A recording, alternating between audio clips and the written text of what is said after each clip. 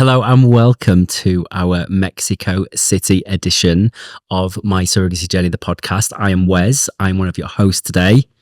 And I'm Michael. I am one of the other hosts and the co-founder here at My Surrogacy Journey. And we are both dads to two children through surrogacy and egg donation. And we're here again in Mexico City.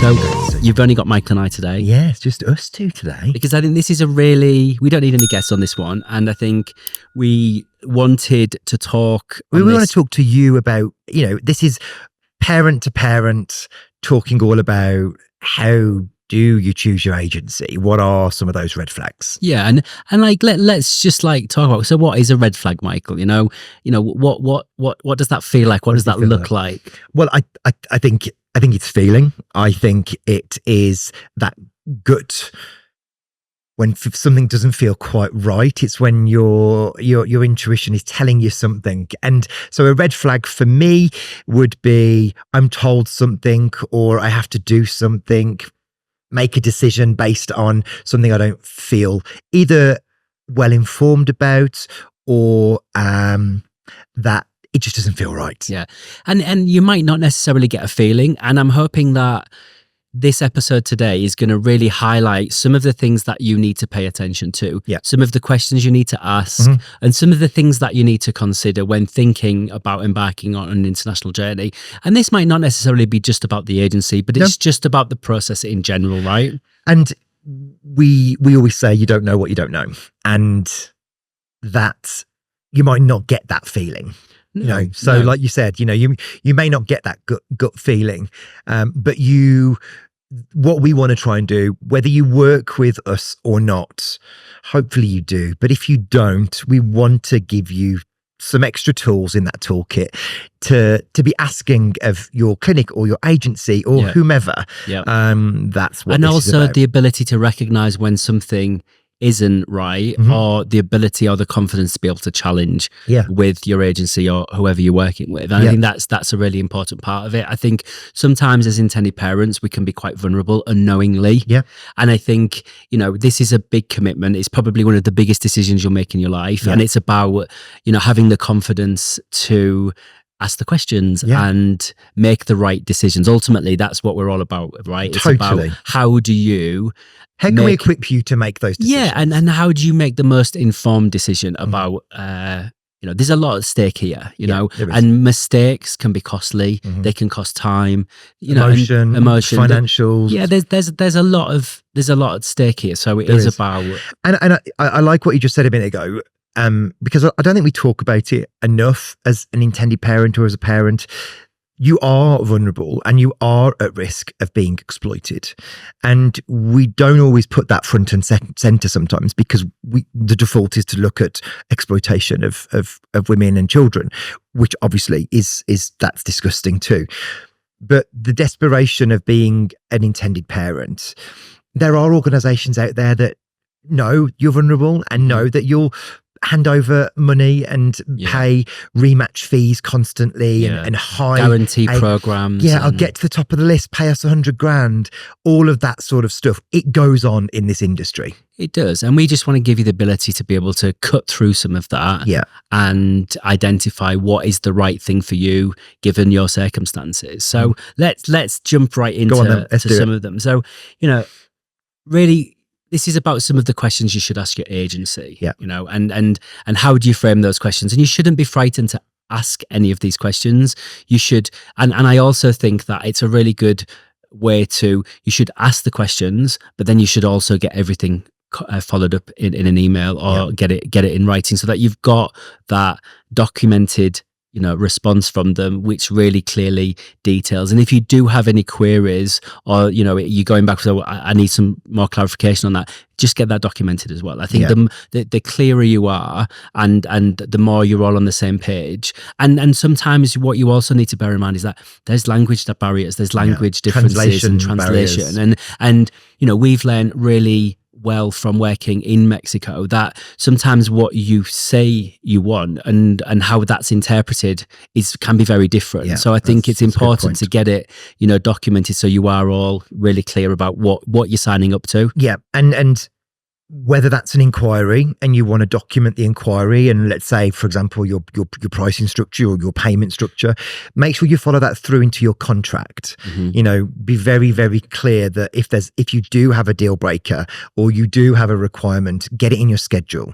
Make sure that that's documented and that goes in, and your independent lawyers make sure that you've got that representation and that need in your contract. Yeah. I think one of the things and we'll try and do this in the most logical order about how you would approach your journey, is about pricing, because often the pricing that you're kind of embarking on with that agency, or the total pricing, it's about transparency. And often that is a decision maker, right? That's the one thing that often helps you decide between one agency or another, or one destination or another. And if you are comparing agencies and comparing destinations, make sure you're comparing apples to apples, because as we know, we created our program to include more than anyone else does, because we know you're going to need it. Yeah. And so when you are factoring a price comparison, just remember you may have your parental order, or any returning legals to consider if that isn't in program. Yeah, and I think that's a good point, Michael, is that, often you're looking at costs that are specific for the journey in that country. Now, there's always going to be costs outside of that. And if the agency aren't aware of those, then again, that's a bit of a red flag, because if they're working with nationals in that field, they should have an understanding of what the return process is, how long it's going to take, and how much it's going to cost. Absolutely. And we know categorically that there is no one in the UK that understands the UK returns process the way we do, because 80% of our agency in the UK specialises in surrogacy in the UK. So we've got those networks. We know those costs. Yeah. And I think it's a really important thing is, like, I say this a lot, and I might be repeating myself, so apologies if I am, but I say a lot of people make a decision thinking that the journey was going to cost X. They get so far down the journey, be past the point of return, realise it was actually Y. And if they've known it was Y at the start, they'd have made a very different decision. Absolutely. And that's a really fundamental thing. And that's one of the things you should be asking your agency. What are the costs? What is excluded? You should be very explicit here. What is excluded from these costs? What are the potential other costs that we might incur given certain scenarios? Now, an agency with experience should be able to tell you all of these things. They might not be able to give you specific pricing, but they should be able to give you a range. Yeah. So if this scenario X happens, this is going to happen, and we're going to need to pay for this. And I think one of the biggest challenges for intended parents is they start, and then there's all of these additional costs which they didn't budget for. And a lot of people in destinations, their budget is really, really tight, and it's the difference between being able to do it and not. So upfront, getting a really good understanding and transparency around the costs is really, really important. And again, just go back to your first point, get that documented. Absolutely. Yes, you're going to get a range, but we see it so often that the journey, the cost was X, and before you know it, you've tanked another 20, 30 grand on top of it. So let's make sure you're really clear with that, because budget's a really important thing. As we know, this destination is popular because of that point where it's situated at in terms of the price point. Cool. Okay, I think we've covered that one. So the other thing is timelines. Again, that's another, often it's another decision maker about how long the process is going to take. How long is it going to take to get started? How long is it going to take to get to be matched with a surrogate? The timing is important. And I think, again, it is about really being transparent, making sure that the agency understand your specific situation, where your embryos are you creating them, are you shipping them? That. I think no agency can give you an assessment on how long anything's going to take until they understand your specifics. Now, an agency might be advertising a very generic time frame, in all of those things I just mentioned, but it's really important to make sure that's ask them about your specific situation, because from our experience, every single set of intended parents that we deal with has a very specific situation. And it might be your passport. It could be you've already created embryos. You may have multiple embryos in multiple clinics in multiple countries. And that happens. It absolutely happens. And it is about helping, how does the agency help you understand what that time frame looks like? Now they advertise X. Now, does our scenario mean that that's our time frame, or given our situation, is it different? Yeah, you've got to ask that. One thing I would really advise is ask very specific questions. Don't ask general questions. Be very, very specific, because that's the only way you're going to get an answer that is specific to you. Agreed. And match times for surrogates as well. Let's talk about that, because it's one of the advantages of our program. We legitimately are matching in 12 weeks, 3 months is what we're saying. Yeah, and it's actually a little bit less than that. It is a little bit less at the minute. But it's managing expectation. Yeah, and we should come on to that, really. Yeah. But we know that number has so many variables. What is a matched surrogate? Is it a screened surrogate? Is it...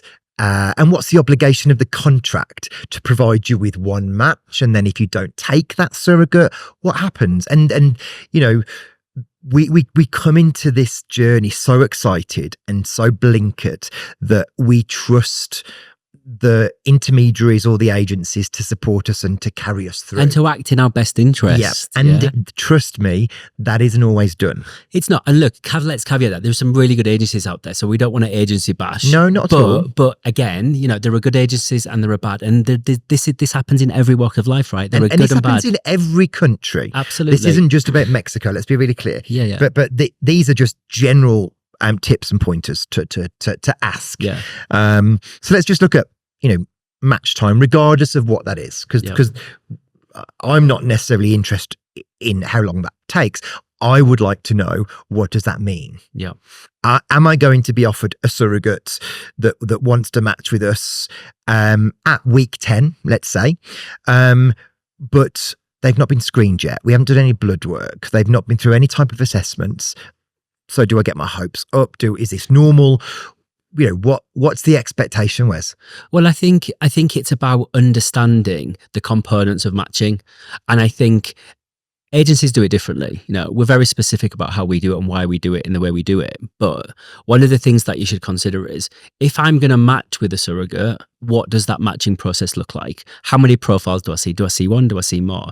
Do I meet that surrogate online before, or can I meet them in person? It's just asking about what all of that transparency is. And then if they do, once matched, they start the screening process. How long does the screening process take? When is it started? What constitutes screening, and what am I responsible for in that process? And what and if the surrogate isn't successful, and then we have to then be rematched with another surrogate, how long does that rematch process take? Do you go to the top of the list? Do you go to the bottom of the list? Yeah, and are you prioritized? And then how long does it take? And then also, what's the cost implication to us? But also, what's the time implication to us? Because you might then have, agreed to what your journey is taking. And then if your surrogate doesn't pass screening, and then you have to start again, how does that impact on the timing? Yeah. And what does that look like? Because a lot of intended parents in their head, when they start a journey, they're thinking about when potentially, they're going to be looking at embryo transfer, and then that being successful when his baby born. And that's always part of the narrative, right? Throughout when you are on a journey. One really important thing about screening is, we know that there are different standards of screening in all destinations. We're not just talking about Mexico City here. We're talking about all destinations. And we need to make sure, or you should make sure, is what is the level of screening required and what is the standard? So we're really lucky because we have a clinical team who are very familiar with World Health Organization standards. And they abide by those standards in every destination that we work within. So, you can be reassured that if you work with My Surrogacy Journey, we've got a lot of clinical support, and you get that. And the experience is there. But if you're working with some agencies, a lot of them don't have that clinical support. No. And you don't know what level of screening's been done. So I would encourage anyone to really ask very specific questions about the level of screening. And at what point is that screening done? Because this type of screening, particularly when you're looking at bloods, it runs out. Yeah. So if that process you need that in a 3-month time window, 3 to 6 months, depending on the protocols. But we work to a 6-month protocol here, yeah.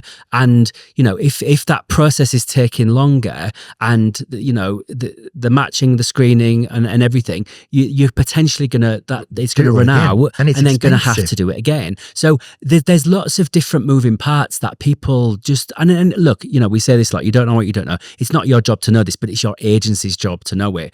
But if you have a broader understanding of it by listening to this podcast, then you are going to be better equipped. You're going to be more knowledgeable, and you're going to be more confident and be able to challenge your agency. Yeah. And that's exactly, what this should be about. What if then you are matched with a surrogate, you've had your online meeting, you all get on really well, screening starts, there's an issue. The surrogate needs polyps removing or needs to have a procedure done. Who's responsible for paying for that? Yeah, it's a tricky one actually, and it comes up a lot, and it's something that people should be aware of, because often you don't recognise that it's a challenge, or you haven't considered it until you're in the midst of it, and then it's too late. And then someone says to you, it's $1,000 to get that fixed. And look, polyps in the uterus for surrogates is really, really common, and it does have an impact on embryo implantation. I sound really clinical now, but what I would be asking in that scenario is, check your agency contract. What does that mean? So if polyps are found during the screening process, who's responsible for having those removed? Because it is, you are looking at $1,000, and it is going to mean that the surrogate can't move forward until those polyps are removed. So you're in this catch-22, and the ideal is that you're never in that catch-22. Absolutely. You're not stuck between a rock and a hard place. Yeah. You're committed to a surrogate. You've invested financially. You're motoring through your timelines, and often the pressure is in this environment where you would then just have to pay to keep everything moving. Yeah. And it just doesn't feel fair. It doesn't feel right. And again, not to harbour the point, but our clinical screening, all of that is done in advance. So you're only meeting with and matched to people that are signed off clinically. Yeah. So, I'll just quickly go through our screening process, but all of our surrogates get a saline infusion scan, which does a scan of the uterus, and we check for any anomalies, scarring, polyps, anything that's going to prevent implantation. So firstly, all of our surrogates have, perfect uteruses, and that's a really fundamental part of the journey, right? It's a massive component. We then make sure we do all vaginal cultures to make sure that the surrogate has no infections and anything that's going to be harmful to the pregnancy. And then the last thing is our serology, all of the blood work, STIs, vitamin D, thyroid, all of the elements that are going to impact your surrogacy journey. So you can be rest assured that any surrogate you match with us has already gone through all of that process. Mm-hmm. We also start the insurance for our surrogates really early, so that insurance isn't or the wait time on insurance, and that does vary by destination, but inevitably you have to start insurance before. It's like a cooling off period, isn't it? It is. It's kind of like there's a lead time before any claim can be made on the policy, and typically, well, here in Mexico City, you have to start that 4 months before embryo transfer. So they have to have 4 months cover before you can potentially claim on the policy. And what we often see, all over Mexico really, is that you match, you screen, then policy would look to be started. So you might match in 3 months, but you're not really going to be anywhere near an embryo transfer for probably another 4 to 6 months. Yeah. And that's the deceptive bit here as well, is that when is that? It's another really good question. When's the insurance started? And a lot of the agencies... Well, ask your agency. No, totally. But a lot of the agencies, they don't pay, they wait for you to pay it. Right. And I have this real issue with agencies, because I think we have a responsibility as an agency. We've got to work in the best interests of everyone we're working with. And it shouldn't be about mitigating cost and risk for the agency. No, totally agree. And we, Michael and I, when we created this here, is that we should take accountability, we should take responsibility, and we should take some financial risk. This should be a partnership, and we should be taking financial risk. So some of our surrogates, they don't pass screening. They never get to the point of matching, and we've paid for all of that screening. And that's just a risk we take of doing business in the field that we do. And similarly, when we do then find a surrogate that has an issue, there was something quite recently on a scan that the the doctor wasn't found, and it could be something quite sinister. We made sure that surrogate was referred on. We didn't just leave that surrogate. She wouldn't be moving forward with us, but we made sure that there was a provision for her going on to get that looked at, because that could be something quite sinister. And again, this is a duty. We have a duty of care. It's a responsibility. Right? We do, and she had kind of made the effort to want to be a surrogate. She'd committed to wanting to do it. In our mind, that's just as that's admirable. That she started the process. Absolutely, it is. And then just because she can't move forward, then that doesn't mean that we shouldn't still continue to care for her. And this is, again, this comes back to, I know our stance on surrogacy and how surrogates are treated. We do not just cast someone onto a heap and we next. That's just disgusting. And therefore the provision clinically is there for our surrogates. It is. Look, we committed to providing a really good service to anyone who works with us, even if they don't move forward. We will then move them on to making sure they get the right support, and we have a great network to do that. At some point we can't work with them, but we need to make sure that they're given a pathway that's going to help them understand the implications of the health conditions they've found as a result of our screening. And we have a responsibility for that. We do. I think let's carry on talking about surrogates then, because this is really good. How do we get our surrogates? And I think we really need to speak quite respectfully, because sometimes when you're talking about surrogate recruitment, I'm not a massive fan of that term.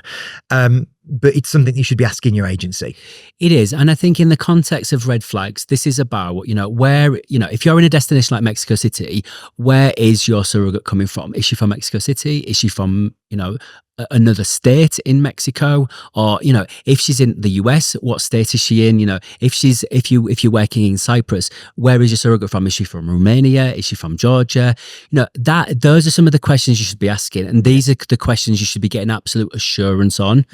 Because there are legal implications to, let's just call them what they are, traveling surrogates, right? There's lots of implications on that. And it's huge, right? It's huge. And it's also, if you're a same-sex couple versus a hetero couple, there's even bigger implications for same-sex couples. Tell everyone why. So let's just talk about Cyprus. This is where this is quite prevalent. And, you will get a surrogate, an agency will, find you a surrogate. They may tell you that this is a traveling surrogate, they may not. In your head, and this is why you should be asking the questions, but often in Cyprus, the surrogates are not from Cyprus. They're really 99.99999 time they're not from Cyprus. They are from other destinations. Ukraine, Georgia, Albania, all of those destinations. And nothing wrong with those countries, but there's impacts, right? So if you're a same-sex couple and you're working with a surrogate inadvertently from Georgia, where surrogacy is illegal for same-sex couples, and if your surrogate's pregnant, she goes back to Georgia. One, do you know what environment she's living in? And do you have or does your agency know what environment she's living in? Because have they checked? And do they have contact with your surrogate to be able to understand, is she living a healthy lifestyle? Is she looking after your baby? Is she smoking? Has she been coerced into being a surrogate? Absolutely. All of those things. But in those scenarios, the surrogate would typically come back to Cyprus at certain gestation to finalize the pregnancy and give birth.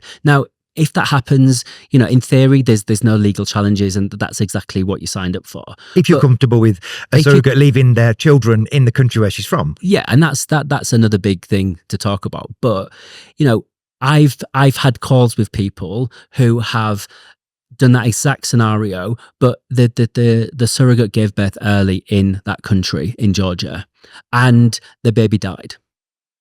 Now, I remember this one. Now, unfortunately, it was a really tragic case, but the intended parents were not able to be there for their baby. And bury their baby. No, the baby was buried in Georgia, but they're now trying desperately to repatriate.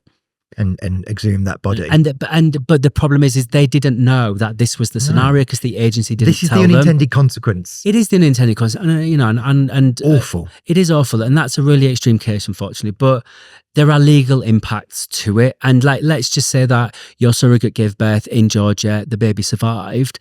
You're a same-sex couple, the likelihood of you getting your baby is really, really, really slim because it's not legal there. So, I think it's about how do you set yourself up for success and really understand the Risks. impacts and risks.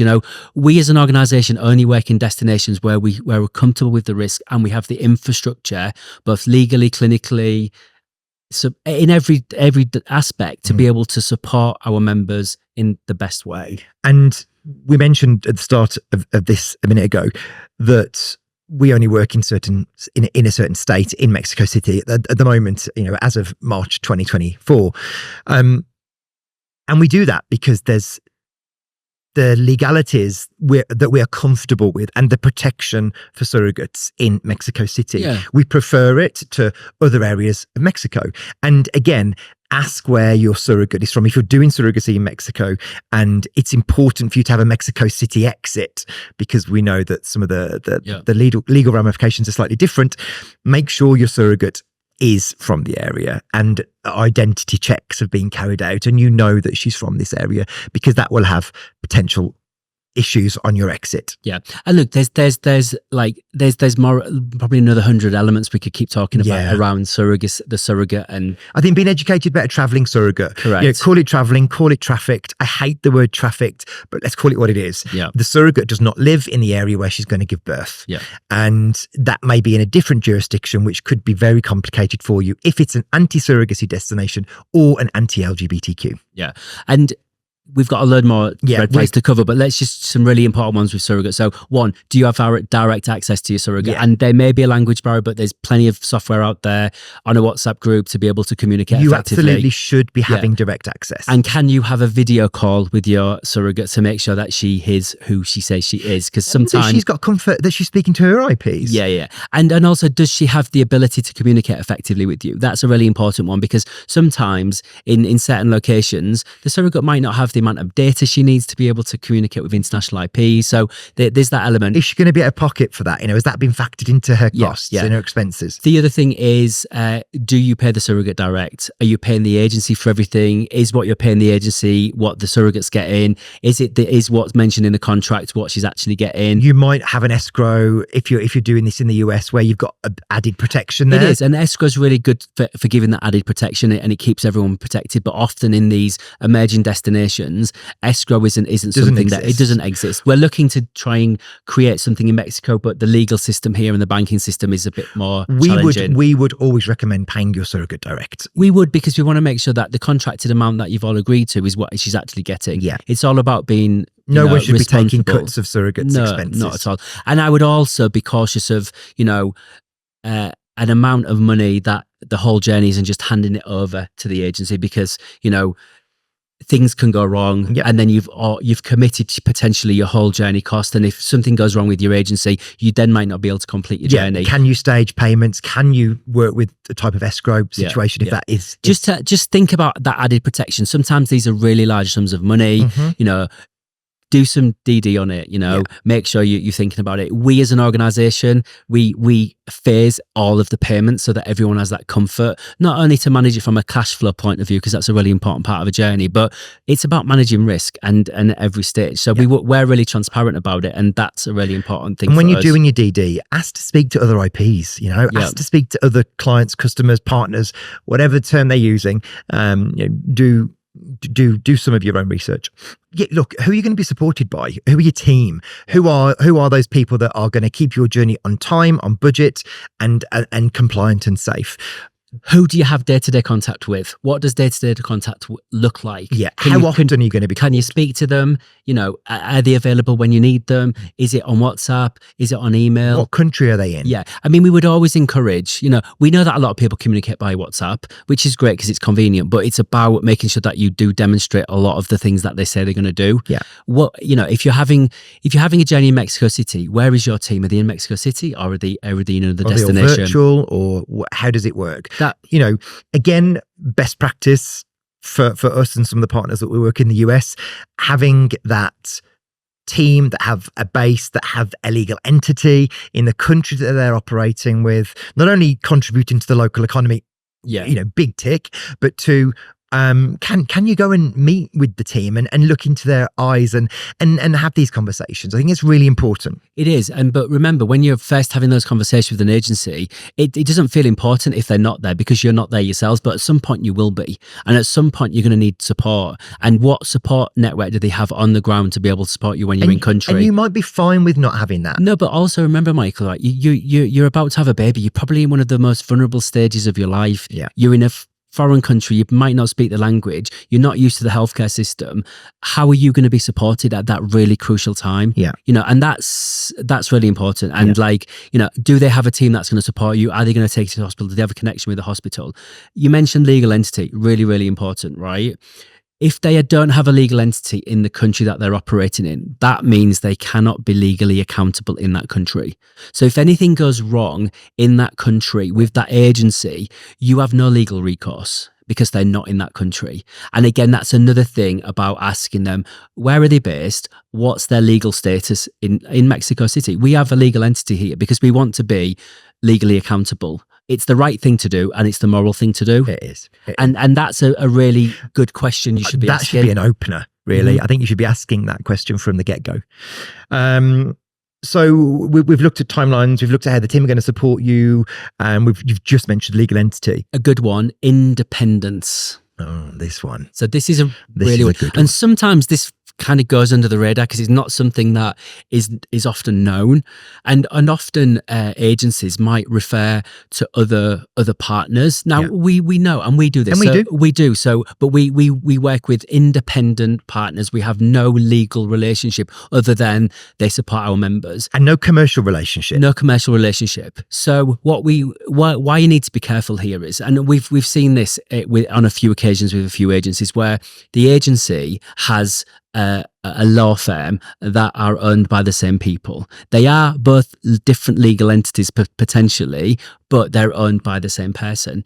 And why this is a conflict is that how is that law firm going to be totally independent and work solely on behalf of the intended parents if they're owned by the agency? And not being clouded by the commercials of maybe the parent company or the CEO that might be the same. Yeah. And why you need to be careful there is that often components of the contract are weighted to protect the agency inadvertently. Yeah. So it may look like that contract is designed to support the intended parents, but often it's not always to protect the intended parents. And you wouldn't necessarily know that. So again, I think making sure that the lawyer for the intended parent and the surrogate are all totally independent. And ask that. Yeah. Be very specific about it. And then once you do go through the contract, make sure that you challenge things. Look, it's not challenging things for challenging's sake, but if something doesn't feel right to you, or you don't feel it protects you, or it puts you at risk, that's a red flag. Yeah. And that shouldn't be right. And you should absolutely address that. One thing I think is important is, and we might have touched on it a little bit, is the returns process. Yeah. How long is it going to take you to get out of the country?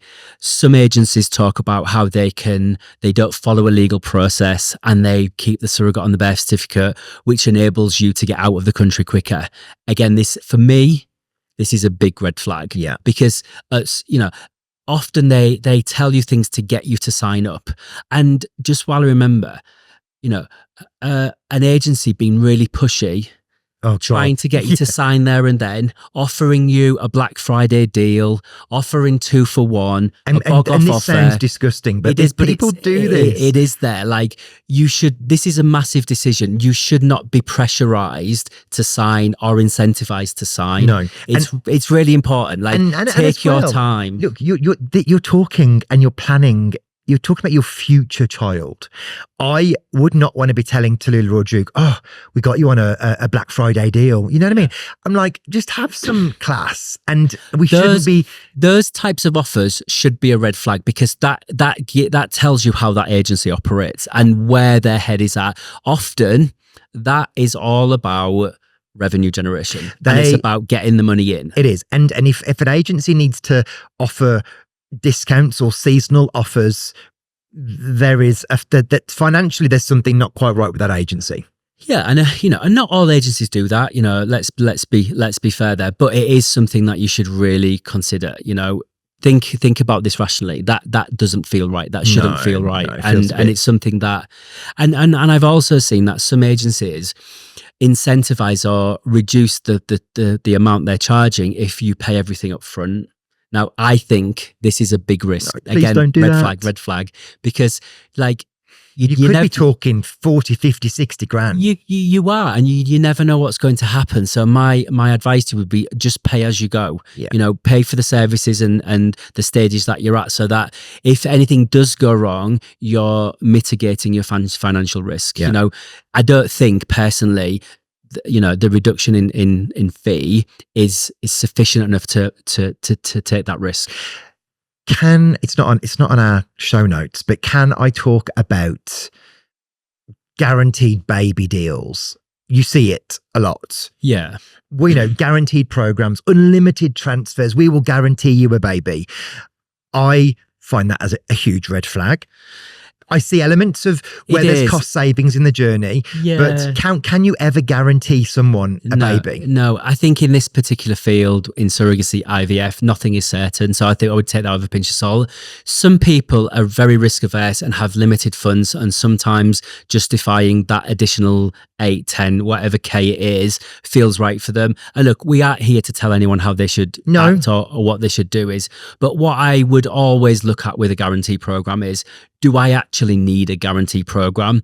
Often these guarantee programs really like focus on the risk and the uncertainty and the financial risk and the potential increased cost of the journey with intended parents. And often some people decide to take it. We very clearly agreed that we were never going to offer any kind of guarantee program because we can't guarantee it, and we don't think it's fair charging, you know, intended parents another 10k just to try and relay their fears. We would much rather talk to you about how can we help create more success in your journey. So extended genetic testing, PGS testing your embryos, making sure the way we screen surrogates, making sure you've got the best sperm and eggs. You know, there's a lot to be said there for doing. I mean, we do all of that as standard anyway. But those, for me, those are the things you should be focusing on. And not necessarily a guarantee program. And again, for me, it just plays on some of the vulnerabilities, and I know there, and I'm really not bashing the guarantee programs, because I know that for some people they've given them everything that they've needed to get to the end of the journey, and you're right, it's not for us to judge on that, but I would just be, like you said, do I need all of that additional service? Yeah, and let's put this into context as well, Michael. Often the guarantee programs will not work with hetero couples with their own eggs. Often it's only with donor eggs, and you know, so there is that there. And then if you're a same-sex couple, you know, do you need a guarantee program? If you've got healthy sperm, you've got a really good egg donor, you've got a really good surrogate, shows a great clinic, you've got a great clinic, you do all of the testing. You know, I would much rather focus on all of those components. Agreed. Me too. Then get a guarantee program, which costs inevitably you're looking at another 10 grand. Yeah, minimum. You know? So and that's why we don't do them, because we don't think it's fair. And I openly talk to that about intended parents. I get asked about guarantee programs all of the time. We do. And I say I don't think they're worth it. Yeah. But that's just my personal opinion, right? It is. Disclaimer. I think we've rattled through this. This has been.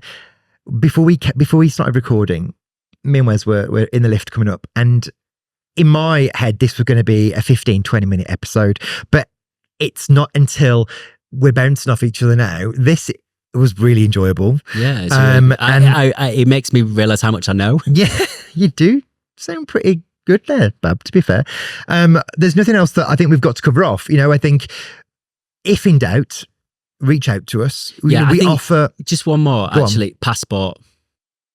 You know, make sure that you understand, and your agency should be able to help you here, because they're the experts, remember. How are you going to leave the country? Is it on a passport that's automatically entitled because the baby was born in that country, or do we need to get another passport which the baby's entitled to because of the parents? Are you being offered immigration advice? Absolutely. And I think, you know, if regardless of what country I think you're working in, we advocate for getting some independent legal advice. Getting some independent immigration advice. Yeah, you should get immigration advice about the country you're going to, and you should get independent immigration advice about where you're returning to, because like a prime example for British intended parents, the marital status of the surrogate here in Mexico City has an impact on the ability to apply for a passport in country. So these are some of the things your agency should know. This is part of what we do. You know, we pick this up really early with our intended parents. We do an immigration assessment when they on board with us, because we're always talking about exit strategy really early on, and that forms part of the whole process. You know, You're absolutely right. It's one of those first questions to ask about the marital status of your surrogate. You should never be thinking about. You should never be saying, "Oh, I'll worry about immigration when the baby's born." That is that is only going to delay you and leave you in country for any longer than you need to be. And if we look at some of the cases that have made the headlines in Mexico, for example, the reason why the extended delays in country are there, let's be totally frank, these people have not followed the process. They have not taken the correct advice. They've tried to cut corners, maybe with the surrogate still as classed as a mother, or they've not sought the correct immigration advice from the get-go. Yeah. And my lasting message to you out there is, do not cut corners. Do not think you can do it cheaper yourself. Do not try and think you can do things on your own. It's easy for us to say this because it is, but we've been there, and we're intended parents, so we recognise the journey they go on to. And I'm the first person to try and do something myself to save money. But there are certain things, if you're buying a car, haggle like hell, try and get stuff off it with your family. Don't do it. Don't take the risk. Don't take the risk, but just work with the right partner. That is my one piece of advice. There are some tremendous agencies out there. Absolutely. We've worked with them. We've had partnerships with them, as there are lawyers and clinics. Choose that team wisely. Yeah. Build that scaffolding of professionals around you so you can be successful. Yeah. You'll thank us for it at some point. You will. And then when you've got your baby and everything's fine and you're home, you've done everything the right way. Yeah, you have. Loved it. This was really good. It was. A lot more came out than I was expecting. Yeah, this was good. This was good. Anyway, so if you want to reach out to us or you want more information about our services or what we do, then head over to www.mysurrogacyjourney.com, where you can find a whole load of information, some resources, and you can book a consultation to speak to one of our team. Yeah, and I think, I mentioned earlier about specifics. Book a consultation with us. I'll talk you through the specifics. It's free. I'll talk you through the specifics and things you need to consider, because, there's a million things to consider, but not everyone needs to consider them because of their situation. So I'm going to leave it there and stop. Yes. But look, I always love having a one-to-one with my husband, so I don't get much time with him. Don't get that much time. So, but yeah, take on board what we've talked about today. They're really important things. And even if you don't work with My Surrogacy Journey, hopefully they will help and guide you for sure. Finding the right agency for you. Enjoy your journey, just enjoy it. Ask the questions, enjoy it. So if you want to hear more about future work of ours, you can find our previous podcasts on Acast, Spotify, Google, YouTube. It's all there. Or our app. Yes, and our app is for our members, so you'll be able to reach out and get that too. There's nothing else to say from me, Wes. I think nothing further to say from me other than hasta luego.